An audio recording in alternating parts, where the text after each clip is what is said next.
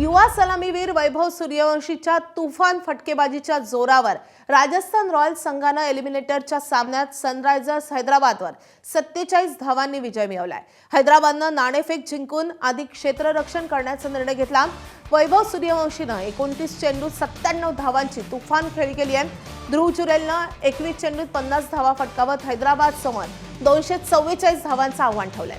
या आव्हानाचा पाठलाग करताना हैदराबादने 196 धावांपर्यंतच मजल मारली आहे आणि राजस्थानने 47 धावांनी सामना जिंकलाय। या लाजिरवाण्या पराभवासह सनरायझर्स हैदराबादचं IPL 2026 मधील आव्हान संपुष्टात आलंय, तर राजस्थानने थेट क्वालिफायर 2 मध्ये धडक मारली आहे। शुक्रवारी त्यांचा सामना गुजरातशी होईल।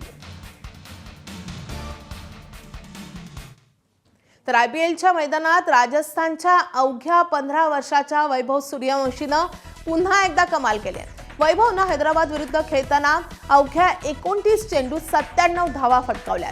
त्याच्या या खेळीत 5 चौकार आणि तब्बल 12 षटकारांचा समावेश होता। या खेळी दरम्यान वैभव क्रिस गेलचा IPL मधला सर्वात जलद शतकाचा विक्रम मोडेल असं सर्वांनाच वाटलं होतं।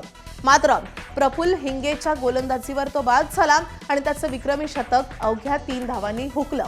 मात्र त्यामुळे राजस्थानने 20 षटकात 243 धावांचा डोंगर उभारला। या स्पर्धेच्या सुरुवातीपासूनच वैभवने आपल्या धडाकेबाज फलंदाजीने लक्ष वेधून घेतलंय। क्रिकेटमधल्या अनेक जाणकारांनी वैभवच क्रिस गेलचा विक्रम मोडीत काढेल असं भाकीतही वर्तवलं होतं आणि कालच्या सामन्यात तो विक्रम होता राहिला। दरम्यान या खेळीमुळे IPLच्या यंदाच्या मोसमात सर्वाधिक धावा करणाऱ्या फलंदाजांसाठीची ऑरेंज कॅप सध्या वैभवच्या डोक्यावर आहे।